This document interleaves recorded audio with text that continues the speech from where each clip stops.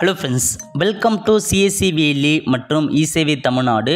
இசேவை குறித்து பத்திரிகை செய்தியில் ஒரு முக்கிய அறிவிப்பு வெளியிட்டிருக்காங்க. ஸோ இப்போ இதை பற்றி நம்ம பார்க்கலாம். ஓகே, அதாவது தினமலர் பத்திரிகை செய்தியில் இசேவை மையம் பார்த்தா இடைத்தரகர்கள் கட்டுப்பாட்டில் இருக்குது அப்படின்ற மாதிரி பார்த்தா அறிவிச்சிருக்காங்க. அரசு நிர்ணயம் செய்ததை விட கூடுதல் பணம் வசூலிப்பதாக புகார் தெரிவிச்சிருக்காங்க இந்த பத்திரிகை செய்தியில். அது குறித்து தெளிவாக சொல்லியிருக்காங்க பாருங்க. அதாவது இசேவை மையத்தில் பல்வேறு வகையான சேவைகளை பார்த்தா வழங்கிட்டு வராங்க. இது எல்லாத்துக்குமே பார்த்தா குறிப்பிட்ட சேவைகளுக்கு 60 ரூபா மட்டும்தான் அரசு கவர்மெண்ட் அமௌண்ட்டாக நிர்ணயம் செஞ்சு வச்சுருக்காங்க. இப்போ என்ன சொல்லியிருக்காங்கன்னா, இந்நிலையில் பெரும்பாலான இசேவை மையங்கள் இடைத்தரகர்கள் கட்டுப்பாட்டில் இருப்பதாகவும் அரசு நிர்ணயம் செய்திருப்பதை விட கூடுதல் பணம் வசூலிப்பதாகவும் புகார்கள் எழுந்துள்ளன. இது குறித்து பாதிக்கப்பட்ட நபர் ஒருவர் கூறியதாவது, தந்தை இறந்த சில நாட்களங்களில் வாரிசு சான்றிதழ் கோரி விண்ணப்பிக்க இசேவை மையம் சென்றேன். அடையாள அட்டை உள்ளிட்ட ஆவணங்களை ஸ்கேன் செய்து பதிவேற்றம் செய்துவிட்டு 60 ரூபாய் செலுத்தினேன்.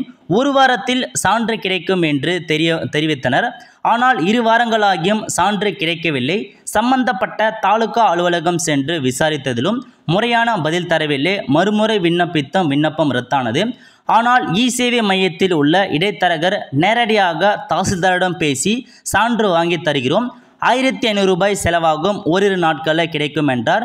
வேறு வழி இல்லாமல் அவரிடம் பணம் தந்தேன். அடுத்த 3 நாட்களில் சான்று கிடைத்துவிட்டது.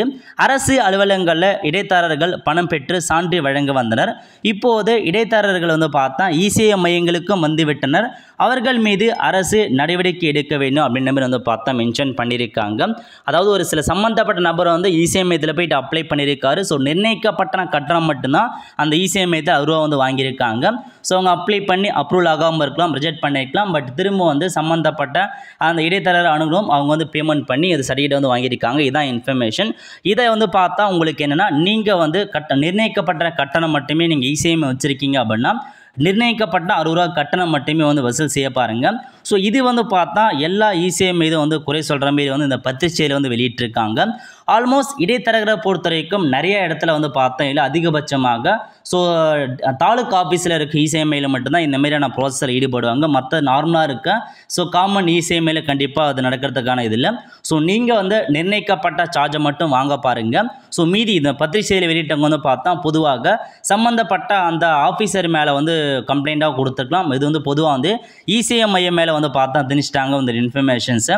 ஸோ இதான் உங்களுக்கான ஒரு அறிவிப்பு. ஸோ இந்த மாதிரி தான் வெளியிட்டிருக்காங்க. ஸோ நீங்கள் கரெக்டாக ஸோ நிர்ணயிக்கப்பட்ட அமௌண்ட்டை மட்டும் வாங்க பாருங்கள். ஸோ மீதி எந்த இல்லீகல் இதுலையும் ஈடுபடாதீங்க அப்படின்றத நம்ம தெரிவிச்சிருக்கோம். ஸோ இதான் உங்களுக்கான இன்ஃபர்மேஷன்.